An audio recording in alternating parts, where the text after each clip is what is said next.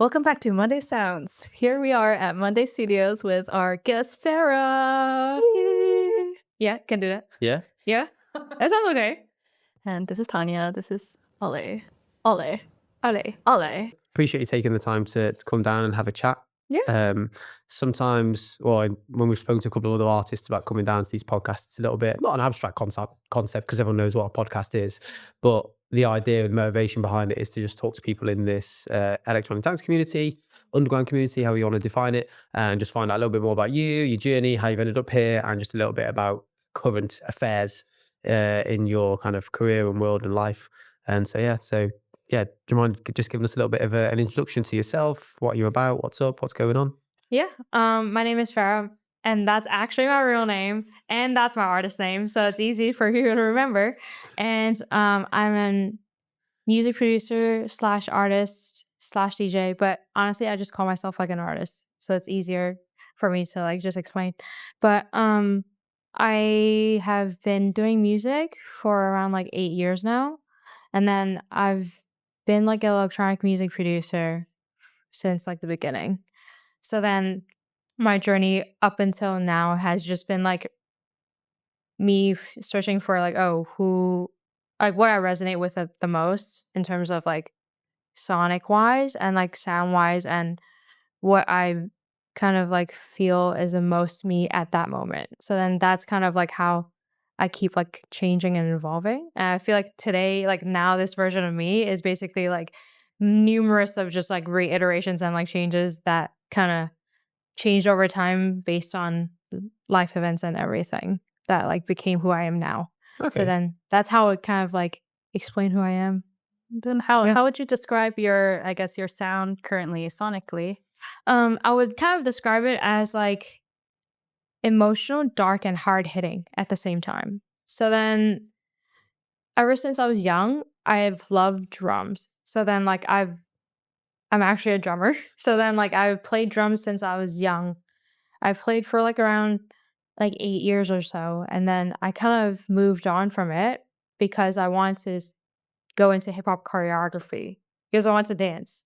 So Yeah. then that was also a good journey of me just finding myself when I was in high school, trying to like, oh, what do I want to do in my career? I was already thinking about that when I was young, like before I graduated high school, just trying different things that are still like musically related.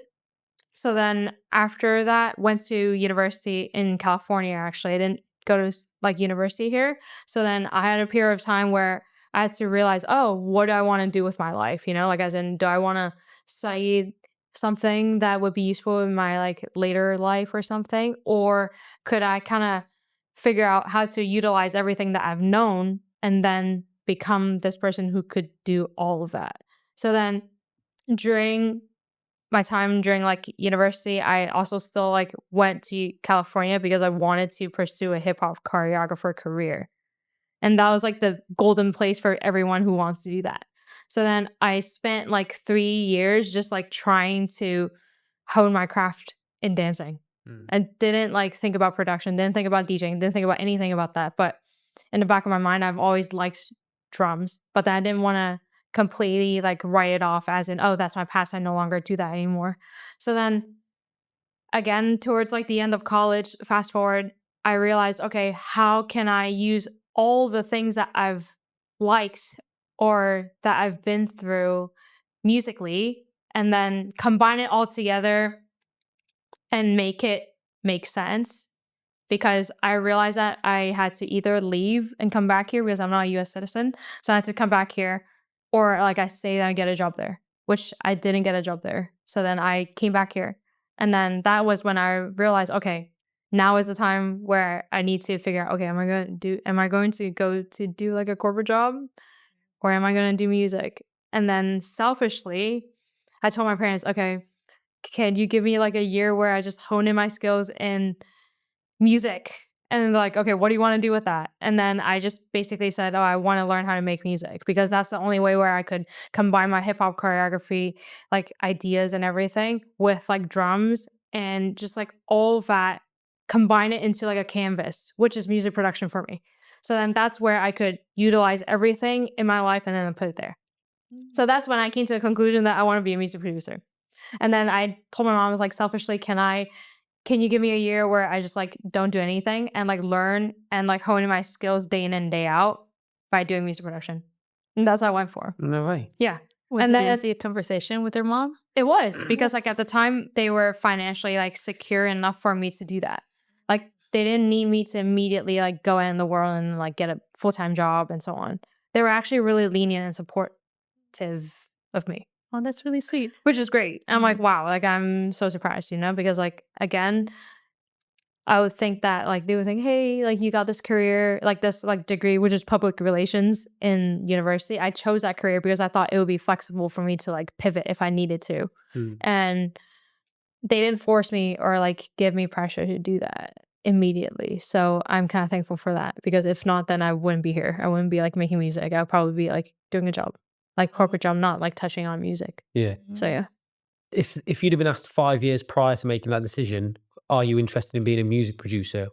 Would you have gone yes or no? Or was it just complete organic, like coalescing of all these things that happened that put you to that point? So you didn't know that you wanted to be a Yeah, I producer didn't until know that that point? until that point. Oh, okay. Because like I guess the circumstances kind of like changed during that time, where I also realized that I couldn't be a hip hop choreographer because I wasn't like located in the center of LA, where everyone would go in and day out, train, hone their craft, like take classes every single day after work, or even kids would like go there and be like trained to do that. Where like I didn't have a car. So then I was actually not located in LA. I was living in Riverside. So that's like a commute. That's almost like an hour or more of a drive if there's traffic. So then I couldn't ask my roommates to drive me there every single day.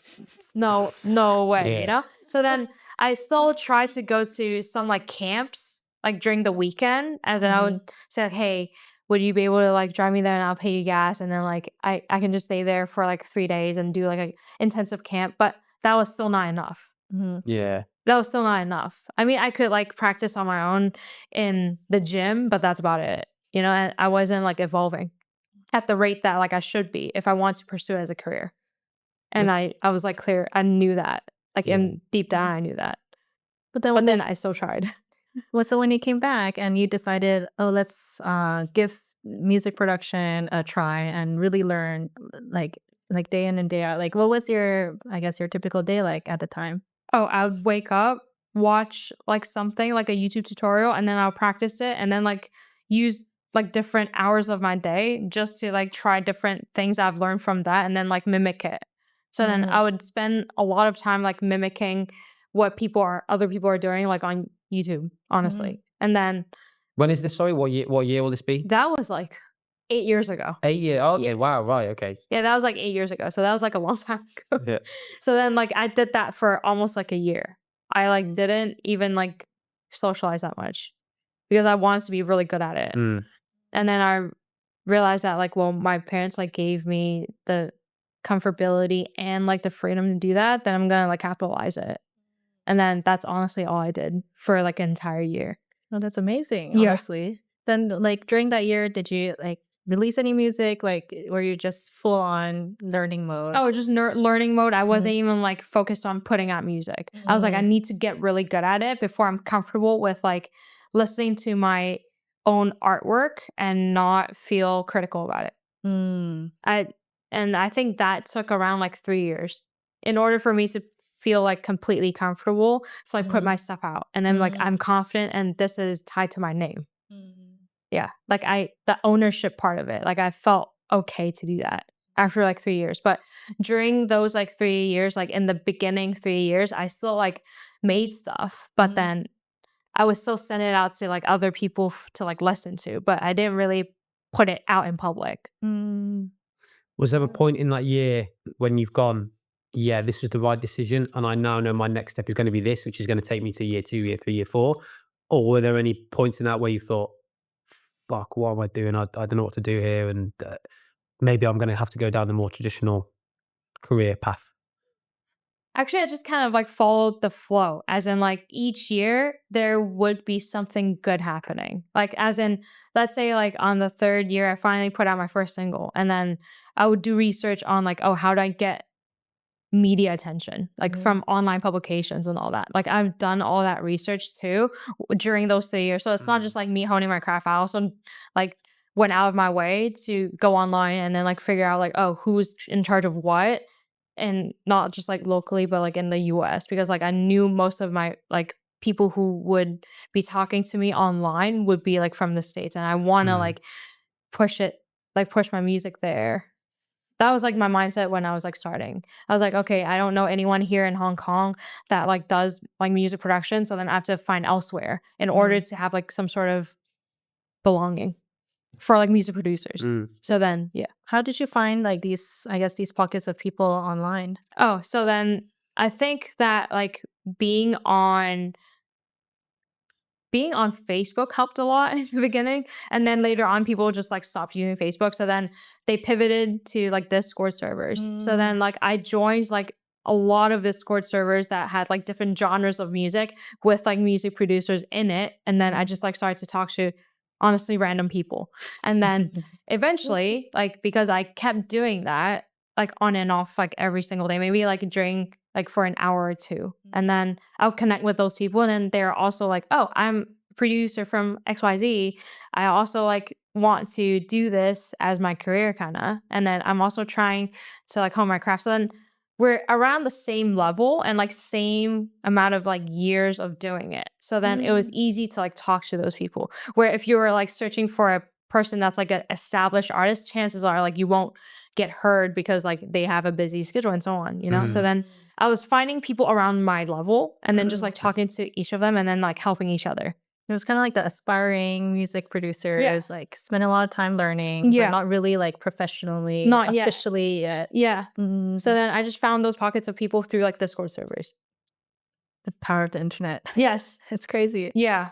By like, I think that like I was also on SoundCloud a lot to like listen to music, because SoundCloud's kind of like a platform where anyone could like upload music. Like if you're anyone, you can just click an upload button and you can put your music there. So then it was also easy to reach out to those people because I could find somebody's music that's like, oh, I think this is cool. And then I could send them like a DM on like SoundCloud and then they would respond. So then that was also like another way that I connected with like different producers, or even I found their Instagram or so on. So for those, is it all like, I guess all still similar level of like years of experience, all like kind of in the figuring out phase? Yeah. Everyone's super friendly, I guess. And like obviously there's some people who are like a little bit like older in terms of your, not age, but as in like your years of your craft. So then if let's say like somebody's not like 100% like I'm touring, doing all this stuff, they're more established than I am, then they would still be willing to talk to me, which is kind of cool. Yeah, that is really nice. So I just found like a happy like range of people. Yeah, that was. I think that you're probably pretty good at just reaching out to random people on the internet. Yeah, and like I didn't feel anything that's like shameful or anything. It's just like, oh, okay, I'm here. I want to talk to music. If you want to talk to music, then we will talk about music. Do you lean on these relationships for just kind of like guidance and mentorship, or do they also have an influence in your sound as well? Oh, influence in my sound too, because like some of them I actually collaborated and like made stuff together. Oh, right, So okay. then that's how like even the sounds will like influence each other. But then I also know them as a person. So then after like having multiple conversations, and then I'll be like, hey, do you want to like make something? Or they would ask me like, hey, do you want to make something together? And then that's kind of like how it kind of cross pollinates a little bit. Like our influences and our sounds or our styles kind of blend into each other, kind of like that. So then ever since I started, I knew that like collaborating would be a good way for me to not only improve my sound, but then create something that I wouldn't do otherwise, because like obviously everyone's brain's different.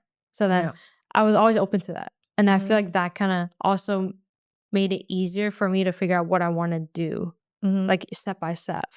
Yeah. Like when you choose a collaborator, I think it's, if we think about it in like a methodically way, but Mm. it's kind of feels like, oh, you think about, you want to collab, and then you reach out to people who are you're interested in. But I feel like in your experience, it feels quite organic. Like you're just organically chatting with people, Yeah. and some people you vibe well, and Yeah. then you make music together. Yeah. Is it kind of just like that? Sometimes. So Mhm. then sometimes it could be another way where, let's say, like I look up to this person and then I look up to their sound, meaning like their music, not like them as like a influencer or something. It's like more so like I look up to them for their craft and then I like resonate with their art. And then that's when I'm like, okay, maybe they would be like open to working with me if my project itself is good.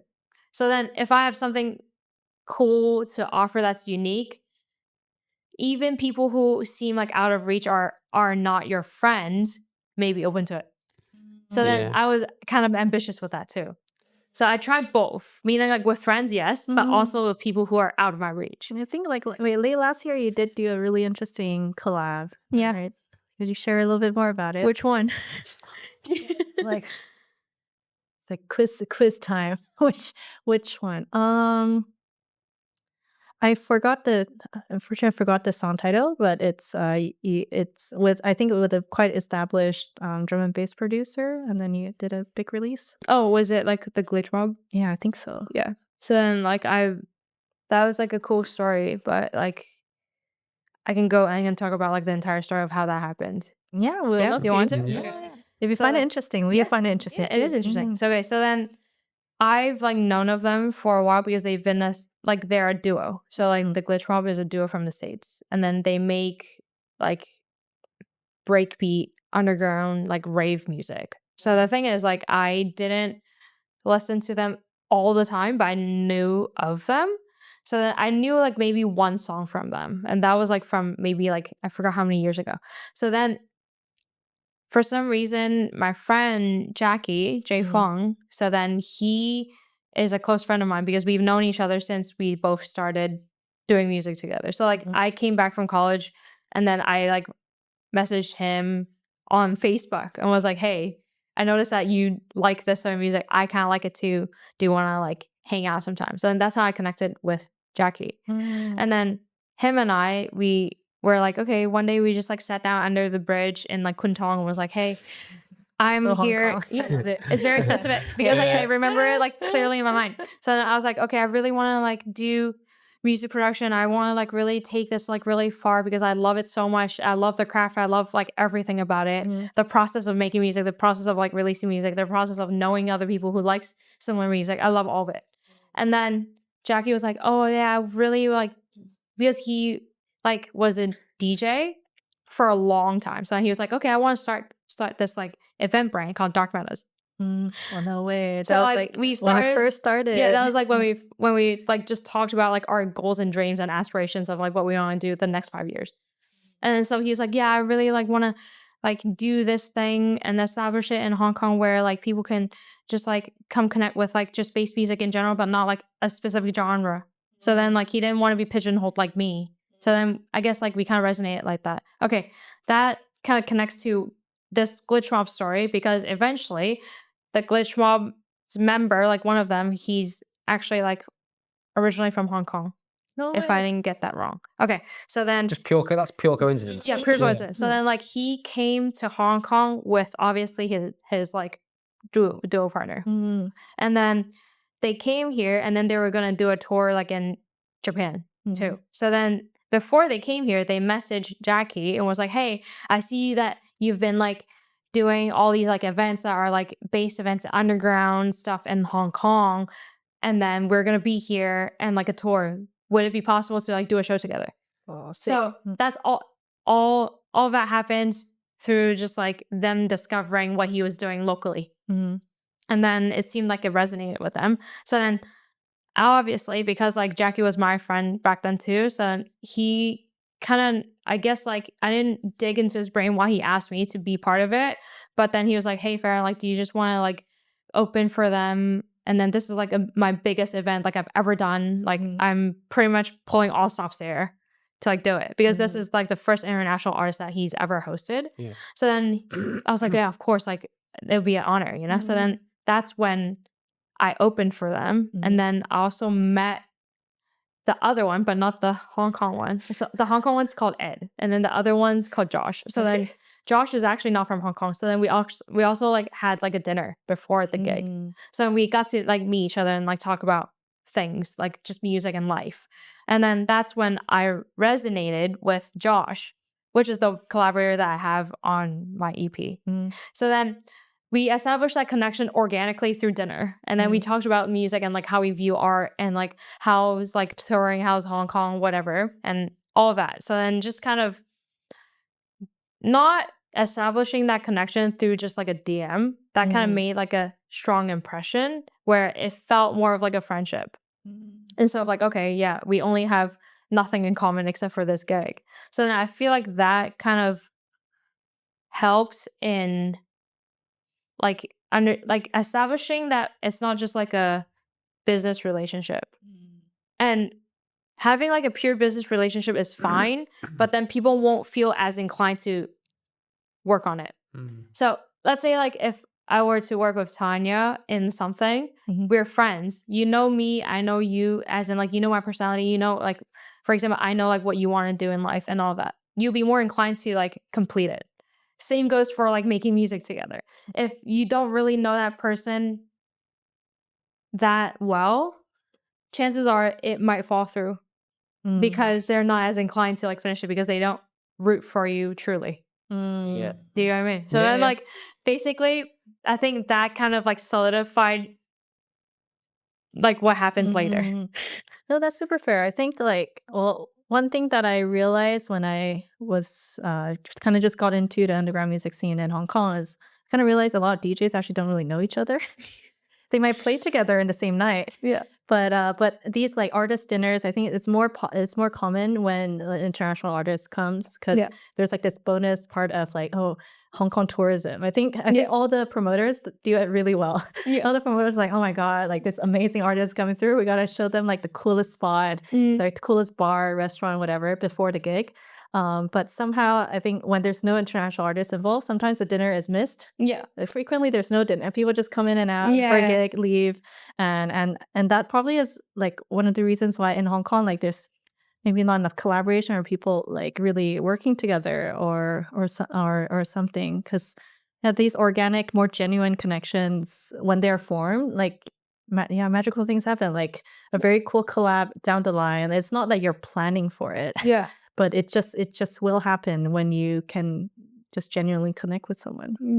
And like honestly, I feel like you would feel more emotionally attached to that rather than like more so than let's say like, oh yeah, I worked with this person online that I've like talked to maybe a few times and then that's a cool idea, but that's about it, you know? But then that's why like whenever I collaborate with like anyone, like nowadays, like I would be more like, hey, can we get on a call? I want to know about your life. Not just like, oh, I'm sending my idea to you, you send it back, we're done. And then done deal, move on to the next thing, you know? So then I think that's like more of like a choice that I've like made, like ever since I guess like halfway through doing music. I was like, I don't want to just call it a day after like talking back and forth 2 times or something, you know? So, like, have you tried that kind of collab? Yeah, like, of course. early Like on? when I was like beginning, I was like, oh, I don't care. I'm gonna like, you know, I'm just gonna see like what happens. And then it was more casual where it didn't really matter that much. But then now that I'm putting my time and effort and energy and like my brain power into like making something good, then like I would want it to be with like a person that I care about. Yeah. Super fair. Like, I think I feel the same way with like, you know, if you like someone, you got to grab coffee with them at least once to at least know who they are, other than the very brief interaction that you had with them. I think when we have these conversations a lot, the word that always comes up is just authenticity. Like if you're going through these like interactions with authenticity, and it doesn't necessarily have to require you meeting them 10 times and hanging out with them for hours and hours. But even like you touched upon when you said that you contact these people online, you're not contacting them because they've got a big presence or a big following. You're listening to their art, you're listening to their output, you're invested in it, and you're coming back to them with authentic like feelings and thoughts on it. So it doesn't matter how like high value you're seen to be, if you're just interacting authentically, then that just counts as so much. And the chances of you interacting authentically with someone face to face, the chances are probably a little bit higher. Obviously, you're not going to vibe with everyone, but Yeah. I think authenticity. That's everything that we discuss. It always seems to just come back to this. Yeah. You can't hide. You just can't hide that. You can't really fake it either, because you can't really fake that, Yeah, there's no passion behind it. If Yeah, you're there's trying not. to, if you're trying to do something or force something that's not there, Yeah. you're saying that maybe other people aren't inclined to continue that collaboration, but maybe deep down, you're also not. Yeah. As well. Exactly. You described your sound at the moment as emotional, Yes. dark, hard hitting. Mm-hmm. Is that reflective of your current life and state of mind, or that's representative of experiences, or that's just a natural evolvement of your music, or how you landed on that at the moment, and how does that change? I think that I've always liked that ever since I was younger. So then it wasn't really like a um evolving type of process. It's like I've always just resonated with like mysterious dark music, and I don't know if that has to do with like how I am as a person deep down, but actually I'm kind of happy as a person. I'm kind of like cheerful and like positive as a person. I didn't mean it to sound like I'm trying to psychoanalyze. No. Actually, like as in when I talk to anyone, they're like, you're like so cheerful and so happy, because I actually am a happy person. But then for some reason, like it kind of like when I feel like goosebumps when I like feel mysteriousness or like just beautiful and like a dark thing. I don't know how to explain it. It is like there's beauty in it. I feel like maybe like the darker sounds convey a lot more emotions. Yeah. Because like happy is, I guess, happy, but dark is there's like there's many layers to Yeah. it, maybe. Maybe I kind of like view that as like, okay, I have to like digest it more, and then having like as in you have to digest, like let's say you're saying You're like psychoanalyzing the song. yeah, like digesting like let's say like layers of like how, I guess, like not just like how a song is made, but like the feelings of how you feel about it. It's not as like straightforward as like, oh, I feel happy, I feel like danceable, I'm just like happy and great. I mean, that's also good, like at some points, but then I think how my brain likes to go down to like layers of stuff. I think that's also why I went to music production, because I like to know that. And then I want to figure out like why this complexity is like resonating with me. Yeah. Yeah. The reason why I asked it like that was because when we said describe your sound, you said at the moment it's like this. And then when I was listening to some of your older tracks on Spotify, it's very different. It's a very different sound. Yeah, it's still a bit dark, but it's a different sound, like a lower BPM. Yes, it's a low BPM. Yes. So I just curious about how that transition's happened and what's changed there. Is it just trial and error, or I Oh, don't know. it was like like again, when I was like starting, I was resonating with like more brighter music. I would like describe it as like brighter and like more so like happy. And then that hype type of feeling, I like that because I was also a drummer. So then that kind of like plays all into it, because like the drums and all of that makes my brain like really happy. So then anyway, I just like gravitated towards that type of music because I thought that was where the drums were. Like the drums for a certain genre, which is like trap and like future based on Jersey Club, all of that were like more drums focused, and like it felt easy to understand. Okay. Then easy to understand meaning like I could still have some sort of difficulty to like digest it, but not too hard for my brain. So it was like hitting a sweet spot between like not too easy, but like easy enough. So then I like my brain digested like as if it was like, oh, it's like the perfect like middle point of how I would like happiness and sadness together. That's why I kind of like gravitated towards that. And then later on, like years later, which is like now, I realized that like, oh, I can take the time to digest different layers of complexity. I don't need to have it in like a fast, like go in, go out type of feeling. Like I can take time to slowly do that. I don't need it to be like bang in and bang out, you know? But then I felt like at the time I was into the rush of a feeling more than the curated like The slow, like journey yeah. story. But then at the same time, it kind of it's interesting because like the music before was also a bit slower, but Yeah. now it's a bit faster, and I feel like it's a bit more hard hitting. But yet at the same time, it's to you it feels a lot more deeper and has a Yes. more story and journey feeling. Yes. It's very interesting. It is interesting because like I realize that like the speed of it doesn't really dictate that much about how I feel about how deep a song is. Mm, BPM doesn't. It's not a true indicator. No. When you're sitting down to produce a song, then Yeah. what is your like starting point or your like process with that?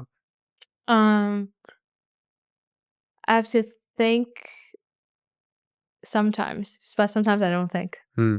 Sometimes I consciously make decisions to like how I want to start something, but sometimes I don't. Are those two outputs noticeable when you listen to one that you've thought about and one that's coming a bit Yes. more? Yeah. The one that's more conscious decision one, chances are I have the whole like story kind of planned out. Like a movie, I know how it begins, middle, and ends. Mm. But then if I'm going free flow, then it's harder because you have to figure out how you navigate it. And then if you can figure out how you navigate it, like slowly each step by step, sometimes it will fail.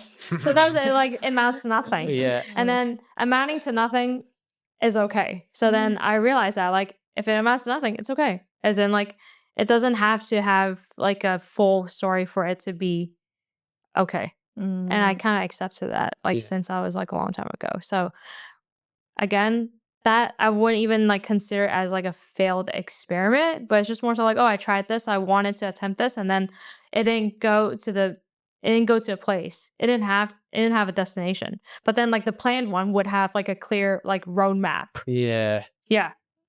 So I like both of them. And I assume you've released songs kind of through both processes. Kind of. As in the one without the roadmap is like I can already think of like a song that I did that has like no roadmap. So then like one of my songs in my EP, it's called Odyssey. So then it doesn't follow like a traditional like 2 choruses end.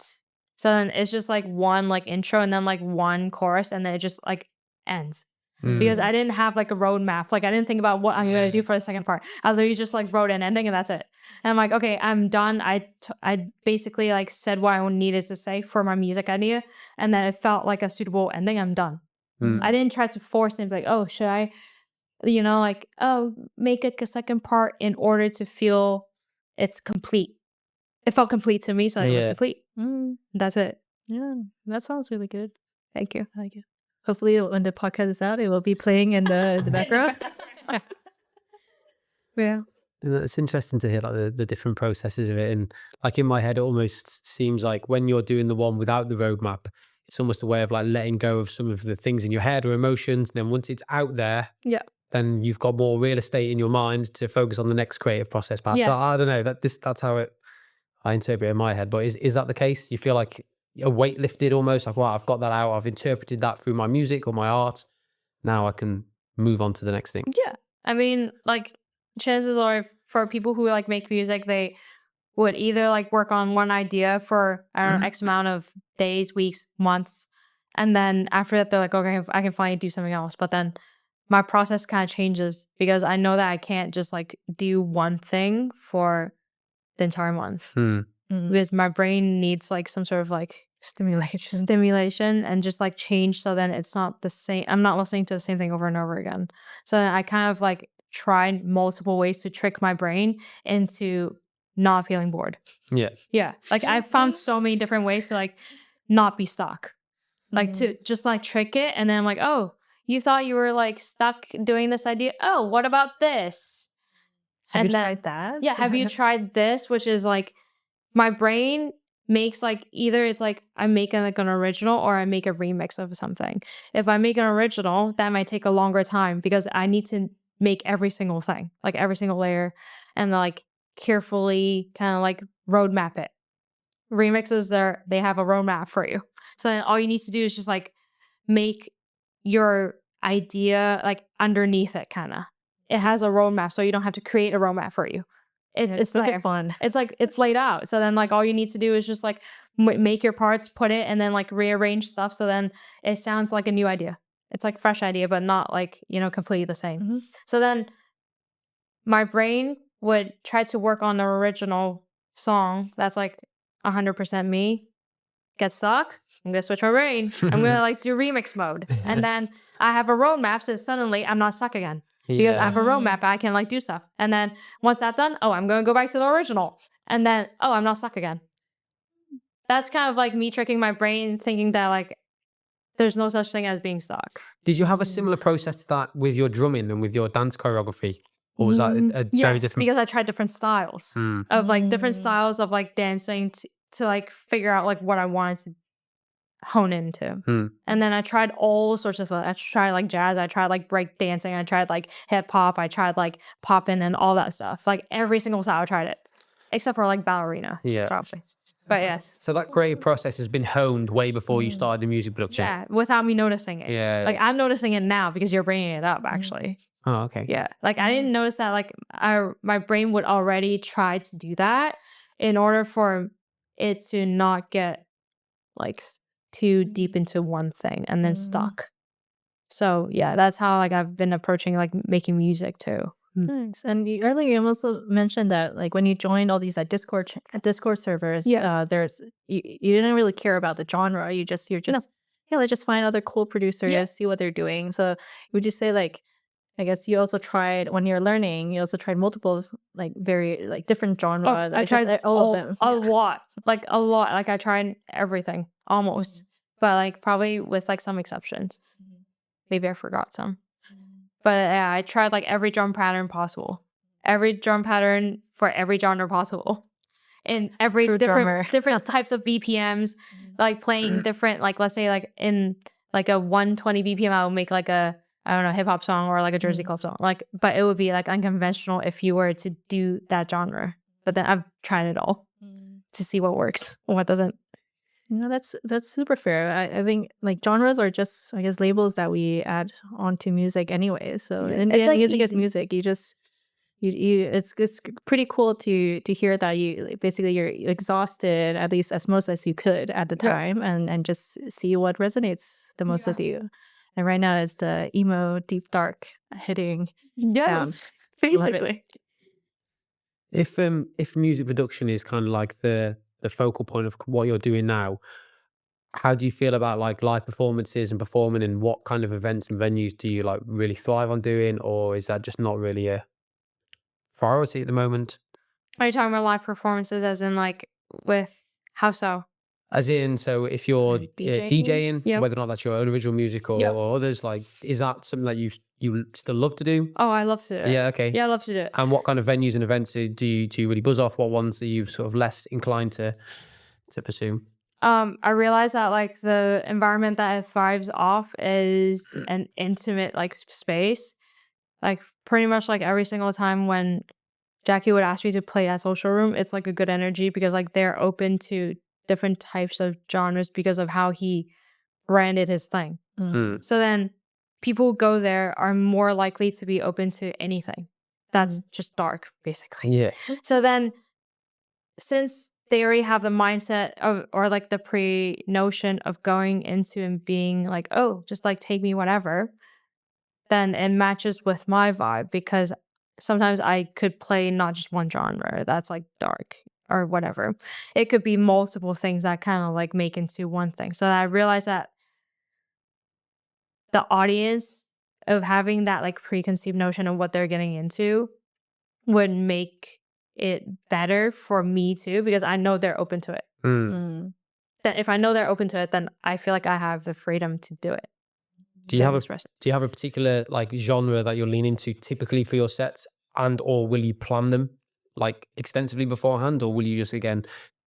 I know there's always an element of like judging the crowd and whatnot with. I plan my sets. You will I plan it. Yeah. I plan it like from the first song and until the last song, but sometimes in the middle I'll like change a little bit depending on the audience. So then I still have the flexibility to like react to the audience, but I know exactly like how I want to start and how I want to end. Or the roadmap, almost. Yeah. It's similar to like creating music. Yeah. I know how my journey is going to start, how it's going to evolve during like however long, and then how it's going to end, how I'm going to make people feel afterwards. Nice. Yeah, I can envision it every single time I make a set. So then, but obviously, let's say like depending on whether they're feeding off my energy, then I can like change depending. So I still have flexibility in that. Yeah. Not like, rigid. Yeah. Yeah. Or you have to. Yeah. Is that the venue that you've played most at in Hong Kong, Social Room? Have you played other ones that you've really enjoyed, either from like an energy point of view or a sound point of view? Oh, the sound point of view is the one that I played with Glitch Mob, which is at The Answer. I don't know if that place is still like here. Where was that? It's called The Answer. It's at like, it's like a 360 stage. Like the DJ's like in the middle, and then like there's like people around it. Oh, that's super sick. Where's that? Yeah. It's in like Kuntong. Oh, is it? I've never even heard of that. Have you heard of that? I haven't heard of it. I'm not sure if that place is still like No. existent, but then like basically Jackie was like, okay, we want the Glitch Mob to like have a 360 thing because they do 360-degree sets in the States. So then they're like, okay, this would be a good venue where it's not like too Is there like packed. LED screens like throughout as well, or No, there's only one like LED screen behind, but then like the person's like plate, like the DJ's middle. plate center, Mm. and then like everyone just like around it. yeah, I love that. Yeah. Like energy. That's super fun.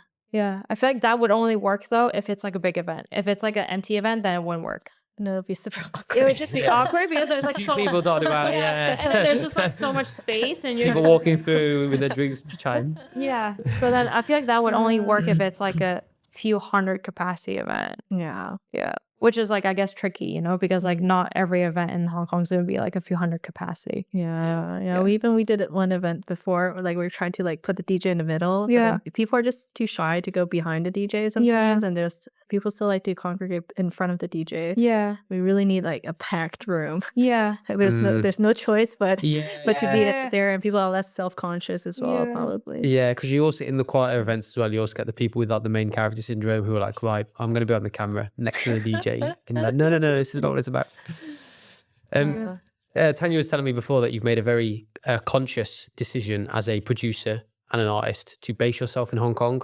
You're not looking to like, well, maybe you are, I don't know, but you're not looking to like base yourself elsewhere in the US or in Asia. You want your home to be Hong Kong, and you want to represent Hong Kong as this place. Can you tell us a little bit more about that? Yeah, I can do. motivation? So like obviously I've like lived in the States for like 4 years for university, and then at the time I didn't do music, and then I didn't like know how the industry was working there. My mind was set in going to the US actually, because like most of the audience that I had before, meaning like when I did like trap music, all of my audience was like in the States, wasn't elsewhere. So then my mind was so set into like, oh, I want to like travel there, I want to like live there, so on. But then because my genres have changed and like my styles have changed over time, I realized that like, oh, my main audience is still from there. But then I think that like where the core audience is isn't in the US anymore. So then my mind kind of switched. And I'm like, okay, I don't need to live in the States anymore in order to thrive. But does it mean that I don't want to go there and perform? No, of course not. I would, you know, like if there's a tour, I'm going to go there. But then does it mean that I want to be stationed there and like live there? Maybe not. Yeah. You know, like I don't mind like traveling back and forth. Obviously that's like costly. But then if it's just like, let's say like, oh, I'm doing a tour for like X amount of months, that's fine with me. And then I can eventually come back and have like a home here. That's fine too. But then I realized that my audience they're not from the US anymore. So then I'm like thinking out of the box now. Like I'm thinking about, okay, what if like I tried to touch on the UK market, because like drum and bass is heavy there. And then the audience is more receptive about that than like the US. So then I'm like thinking, okay, what if I tried to like hit a new audience? And that's where I pitched like my EP to like UKF, which is like based in the UK, because like I know the audience is more receptive of that than like the US. So now I'm like, okay, I'm not sitting in the US now. Maybe I'm touching in the UK. So then like we'll see what happens like afterwards, like eventually like step by step. So that's why like I say like, oh, my home is still like in Hong Kong. Yeah. Yeah. What are the pros and cons of that you found then? For what? Just being based here. Like you seem to have a really good network online anyway. So actually geography maybe doesn't play as big a part of, you know, being a problem. Yeah. But is there like things that Hong Kong lacks to support like up and coming artists? Yep. Or well, and also on the flip side, benefits of it. also the flip side, the pros of like being in your hometown and your home city as well. Yeah. Like we can talk about like the cons first and the pros maybe. So like the cons is that like let's say, because like during COVID, I got really close with people from the States because like I've always like networked or like known friends from like the States. So then during COVID, everyone was like online and then trying to do something with their online presence, which gave me a level playing ground because I didn't need to be there in order to thrive. So then during that time, I actually did like a lot of online festivals, which is like just like people doing stuff on Twitch. Oh, that's super cool. Yeah, I did a lot. Like I did so many sets on just like Twitch with like various platforms to expand my like online presence. But like I also did it with like people who are artists in the US because they couldn't tour because it was during COVID. So then I got to know them really well because I would always see these names. Like, why do I keep seeing these names? They see my name and then we're just like, oh, like talking. And then I got close with a bunch of handful of artists that started touring after COVID stopped, meaning like they continued like in the States. They just continued to do shows. Like they just continued like, oh, I don't care anymore. So then a lot of them started to do tours, started to do festivals immediately after capitalizing on, I guess, like on the online thing. I can do that. I'm not from there. I can't just go and like do shows like that. I didn't get opportunities like that because like I'm from Hong Kong. Let's say people were to click on my profile and they're like, oh, she's based in Hong Kong. How are we going to get her to like play there without like a visa? So it all does come down to like me like being from there or having like a legal like way to do that, which is like through like an artist visa. And that's like hard to get if you're not like backed by like a booking agent. So then that was like a con for me. I had watched basically like almost all my friends just like elevated and then like do shows, do tours, and then like travel with this XYZ, do festivals, the biggest festivals in like the States and like so on. Or is that a con of being in Hong Kong? Was that a con of being not American? Yes. Yeah. But then that's because like, again, they have like so many states, meaning like every state could have like a different festival at like different months. So then they would be able to survive doing shows at like multiple states, just like traveling. Even though if like the shows that they have aren't like big, but then they still have like medium size and small size and festival size. So then there's like options for them to earn a steady income is what I'm trying to get at. Because at the end of the day, like an artist, I guess like for me anyway, I want to do music full time. If I can, I really want to. Obviously I can't now, but then like I want to, because like I want to be able to like create music and like perform music and then like do all that stuff. So then I watched everyone that like I was like on the same level ground, just like take it their step, like elevating. I watched that happen in front of my eyes. What could I do? I couldn't do anything. So then that was a con for me, in my opinion. And then back then I also had like an ex-manager. Actually, I had like a manager that would help me who's from the States to try to like elevate my project to the point where potentially I would be able to like perform there. So then he was trying to scout for booking agents for me while he was in the States. So then that was like also like a hard thing because like he was trying to communicate with the booking agents that like, hey, Farrah is from Hong Kong. She's not from here. And then basically he had to sell like as in pitch my project to them in order to prove that like I'm worthy enough for them to like go through the legal process of getting like a visa for me or sign me as like an artist under their booking agency. Sorry. So yeah, that was hard for me to like accept, and it didn't happen because it was like a gamble for them because they don't know like how I would sell tickets in the States. Although I have an online presence, but like it's not big to the point where they're like, oh, we need her there.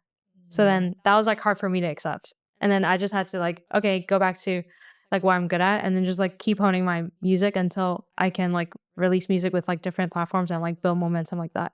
So that's what I could control. That was like out of my control. And I had to accept that. And it was hard to accept at the time. But now I'm okay. Yeah. Because I actually honed my skills to be a better producer. And then I actually like created an EP because of that. And then that led to like me leading to looking at different markets other than the States. So that being like stuck in Hong Kong, for want of a better word, has forced you to look inward, both like for your art and perhaps for gigs as well. So then like that was like a pro, obviously. It was like a good thing because it forced me to like, okay, I gotta be better. What can I control that's within my control and not be bitter that like I couldn't do something for something that I can't control, you know? And that was like too up in the air for me to just like rely on that hope. I used to like, what can I control? I can control me. So then I would just do better. Yeah.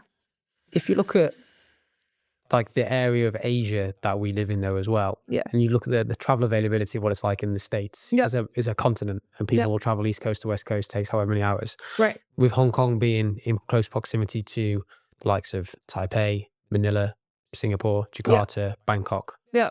like, is there an angle that you can explore there where you'll have the opportunity to tour? Is that an option available for you?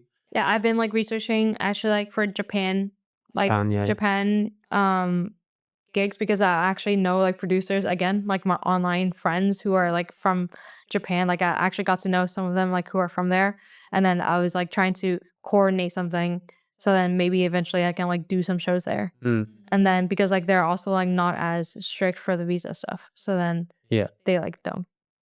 It's not like a big deal, as big of a deal as the US. Yeah. So then I was like trying to plan for that, and like even like South Korea. But that still needs to like talk to them because it's hard to just like talk through like Instagram. I have to like eventually like if I have like a connection, it'll be easier. Like for Japan I do. But for like let's say South Korea I don't. So then I have to like really cold email or like cold message, you know? So that's like not as easy. So yeah, I thought about like Southeast Asia and like doing like a mini tour there. But yeah. Yeah, it's kind of, well, if you want to do it like it's more authentically and genuinely, then you're kind of building it currently in the like building the connection and just kind of visiting them and plan out the next steps right now. Is that kind of where you're at in terms of the tour? Because like last time actually I just went to Japan like in March, and then I actually met up with my like friends who are artists there.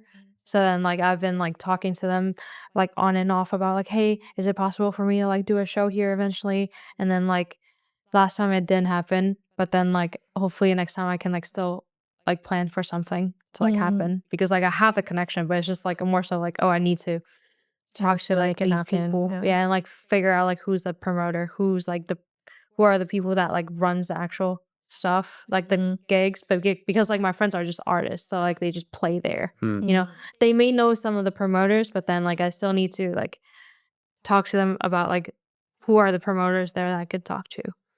So yeah. How does that event look for you in terms of like your ideal event? Well, I'm going to Japan, I want to be playing this event. Like, how does that look? What do you want that to be like? I probably want that to also be kind of like a club, like intimate, like setting thing. And then because my friends who are like artists there, their music's not exactly that type of music that I do, but then there are overlaps in terms of our style. So then I can kind of like leverage our overlaps for maybe something, but I still need to like figure out like how their audience is, because like they would know about their audience more than I do. But I also know that like some of like my friends who are there, they do like outdoor festivals, but then I'm not sure how often they happen. But yeah, I would need to like do more research about that. Like then Because that would be cool. Yeah, that sounds really cool. Then I was kind of jumping the gun and was thinking like your career in music so far in the past 8 years, and like this is where you're at right now. You just had your EP and you're continuing honing your craft. And what are the things that you're looking forward to? I'm looking forward to making music with other people, because like I was so like into my project, as in like trying to like push it out and then like sign it to like a label, and then like having a whole like plan of how it will be rolled out. All of that took like a year of like from getting it signed with like a contract to like rolling it out to like promoting it. It all took a year. So then like my entire year of energy was just like trying to figure out everything.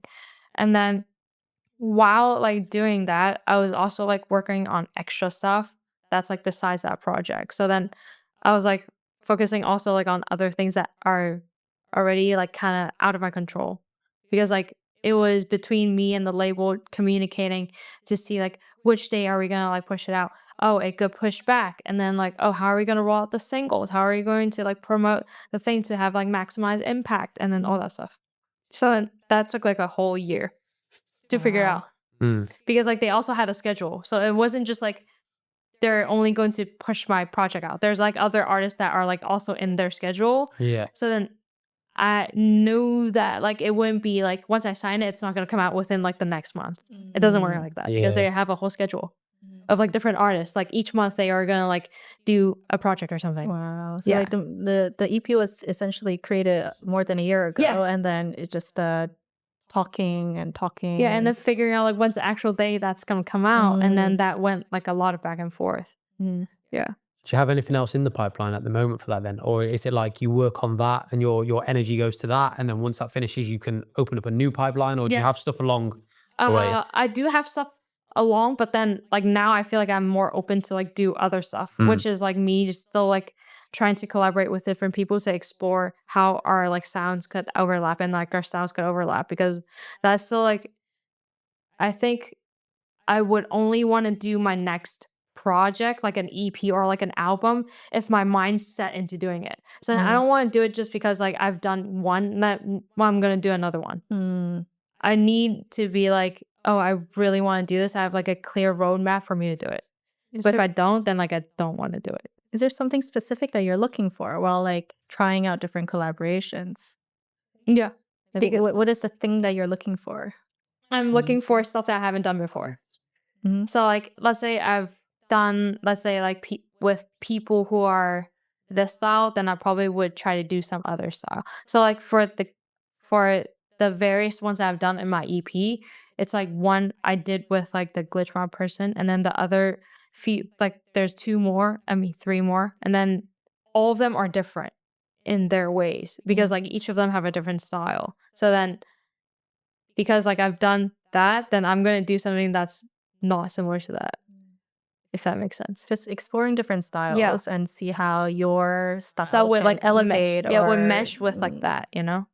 So like that's how I like look for it. But so sometimes it could just be like an easy decision. It could just be like, oh, this person, I've like just found this person on SoundCloud. I resonate with what they're putting out. I see like they're working hard to push their stuff out. Then I'm gonna hit them up.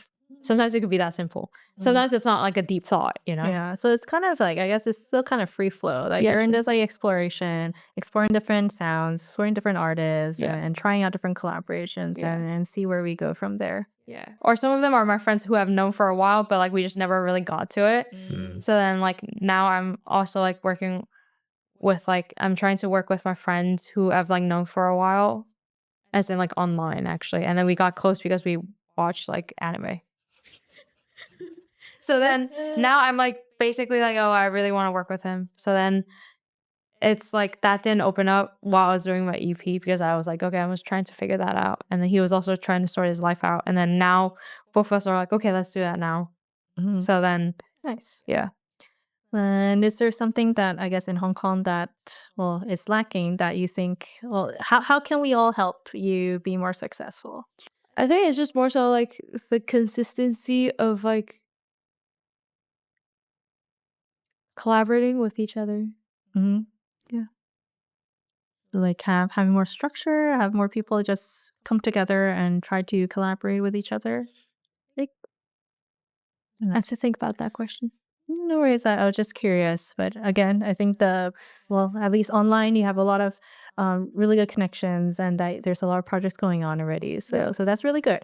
I think one thing that a lot of people can probably take away is that, well, if you can't find your community physically next to you, find them online or create your own. And there's definitely someone who can resonate with you. Yeah. And like even those online friends, they eventually became my real life friends actually, because like I knew a lot of them like online during COVID, and then actually during COVID I went to the States because I quit my job and I was like, okay, I'm just gonna go travel.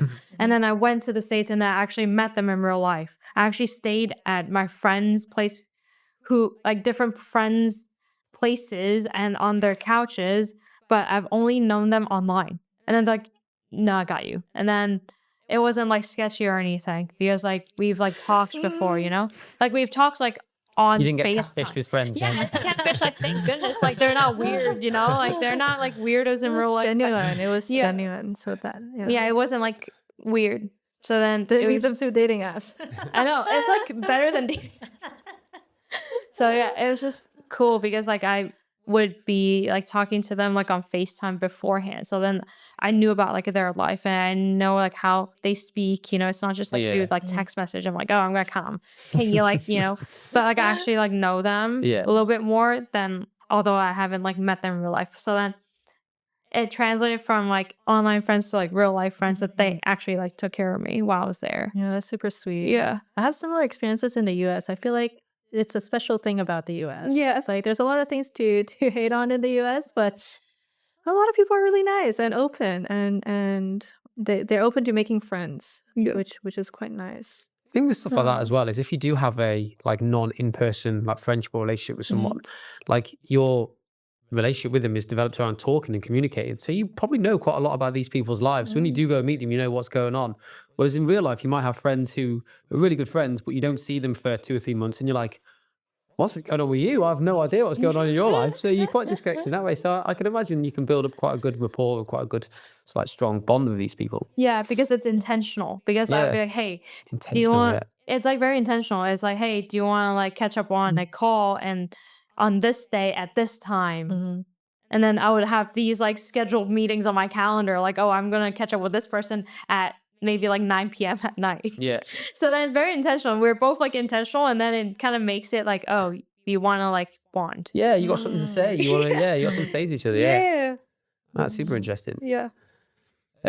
One segment that we're adding, courtesy of the main man Wilson, the brains behind Munday Sounds, is as the world hurtles towards a dystopian hell. Yeah, chaos. Complete chaos. We want to find out what your dystopian discs are. Okay. So it's 3 tracks or 2 tracks and an album or an EP. Okay. Maybe your own, I don't know. Okay. That you would listen to. Is it in the situation of like the world's ending, right? Yeah, like the red button's been pushed, like the new kit's in 60 minutes. I don't know. Oh, I have a perfect one. So then one is the album from Bauer's album called Planets Mad. And if you watch the entire YouTube video of him, like he basically animated a whole like movie, like 3D animated movie for his album from beginning to end. It's literally about like the planet ending. Oh my God. So it's like perfect. So that would be my first album because that works perfectly with what you're asking. Yeah. Second one would be Alice in Wonderland's Run album because like every single song is like differentiate. Like you can differentiate every single song, but then it is like beautiful. And I'll say that. And that's my first album that I got really invested in because the reason why I started like doing like DJing is because of Alice in Wonderland. And the reason why, because of that, is I watched like a set on YouTube and I'm like, okay, I saw her like play the set and then the title's literally like trap dubstep, blah, blah, blah, blah, blah. Like Alice in Wonderland plays like all these different genres. Then I'm like, wait, you don't have to be tied to a genre. That's me. Like I want to try that. And then I'm like, if she can do it, then I can do it. Yeah. And then that's when I realized like, okay, I want to do it. And at the time, I don't think there were like a lot of like women who were just like in the forefront of like DJing. So then she was like the first one that caught my eye, like on YouTube. And then again, that's pretty much like the album that I discovered her. So then that's why. Yeah, she's super cool. Yeah. So the few actually became friends with her. No way! You're friends with Alice? Yeah. I've been having a fangirl moment, right? Yeah.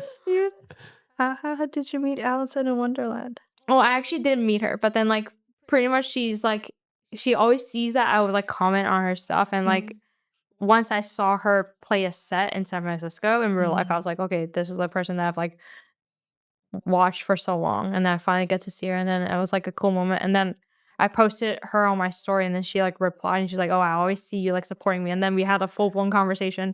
She's like, oh, I'm going to go to McDonald's now. And like, oh, I'm like really hungry. And I'm like, and then basically during that small conversation, I was like, if you ever like come to Hong Kong, like I can show you around, you know, because like, she was like, yeah, if I ever come, like show me around. And then there are like a few times where I actually like almost, maybe I should not say this. So anyway, I almost like had an opportunity to like have an official remix under her label because like I remixed her song and posted it online and then like she actually found it and then like played it in Ultra Miami. And then I was like, oh, that was crazy, you know? Like I like a full circle crazy moment. Yeah, yeah. But then like the remix like at the end didn't happen. So then it's fine. But yeah, Okay. basically. Still cool. So cool She's story. still awesome. So cool We story. should book her in Hong Kong. Yeah, that'd be so crazy. I would be so happy. That'd be so cool. Yeah. I don't know if we can afford her. I hope we can. Because Hong Kong doesn't have like a massive, I guess, like crowd. Do you think Hong Kong is we're going on a total tangent right here because the dystopian is supposed to be the last question, but So we'll go back to let's go. Alice in Wonderland, like, do you think she has a big enough crowd in Hong Kong? I think so. Because a while back I knew of this artist called Flostradamus, and then he's like a trap like person. And then he played at like a club in California Tower and it was packed. Yeah. So then there's like an audience for sure. There's an audience. Yeah. And then I was like thinking because they would sometimes come to Japan to do shows. So then if they're swinging by Asia, chances are like it would be easier to book them. Yeah, also, Right? she's like in Australia usually, right? So it's not too far. She's actually from the US now. She's in the She's US. like based in the US, but she's Mm. Australian. Yeah. So anyway, Mm. yeah. So then like I feel like when artists like come through to do like let's say like an Asia tour, it'll be easier to like book them because they're like, okay, it's just like one more stop. And then you don't have to like the promoter doesn't have to like pay them to fly from like the States Yeah. to come here, you know, which doesn't make sense because it would be too expensive. Just like the Yeah. flight itself. Yeah. Just The the flight. accommodation itself would be too expensive. So then that's why I guess like seeing like I guess like paying attention to like when they would do like an Asia tour and just kind of like, hey, you know, maybe do you want to swing by? Then it would be easier. For Yeah. sure. And if these artists as well, again, we're asking, is there an audience for them here? They might not know. They might not know there's an audience for this kind of music or for them in particular. So if we can help foster that knowledge that there is stuff in Hong Kong going on, there is appetite for it, then maybe it'll start registering a bit more frequently on the radars of these artists. Yeah, and even like Clock and Flap, pretty much like I've found a few artists through Clock and Flap, but they're like in the US. Like I don't know if you know Toki Monster. So she's like a female like woman like artist too, but she got invited by Clock and Flap. And then I actually saw her in real life and I'm like, oh, there's American music in Hong Kong, there's an audience for it. Great. So then I think there is, but these people I just need to like where are these people, you know? we're Like just gonna they find don't them. maybe they're not club goers, maybe they're festival goers. Yeah. That's true. Maybe, Yeah. you know? Because like there's some people who are only like festival goers, but like they don't go to clubs, so then they don't appear like in a club night. Yeah. But there is an audience for sure. Otherwise they wouldn't like invite them to come, right? Yeah, there needs to be the perfect the perfect combo. Yeah. So we'll find it. Yeah. We'll find it. And number 3. Would be my EP. I love it. I like I have to. Yeah. Get it listened to, get it downloaded, like, comment, subscribe. Yeah. No, but like so we listen to it in this order. Yeah. Sure. Nice. Yeah. It's It'll be a very 7 peaceful tracks. way to. Sorry? The most recent EP, right? Yeah. Yeah. Is it 7 7. tracks? Yeah. Nice. Yeah. All right. No, 7. Nice. Now Cool. that'll be like a full hour now. There's like 3 albums. That'll be a full hour Yes. listening. So the last hour of our dystopian Yeah. world. Go. Yeah, it's a bit of it. Yeah, well, that does lean in quite well to the emotional, dark, hard-hitting vibe as well, actually. So yeah, I didn't mean that to sound so. Oh, we gotta have some reflective So moments sinister, yeah. in your last hour. Well, thank you so much, Farrah, for joining us at Munday Sounds Thank at you for Munday having me. Studios. Yeah, appreciate It's it. been really Thanks for fun coming on. learning about your journey and all the fun friendships that you've made over time Yeah. online. Yes. And yeah, looking forward to more of your sets and Thank you. hopefully tour in Japan soon. Yeah, that'd be fun. Yeah. Nice. Yeah. Woohoo. Cool. Thank you.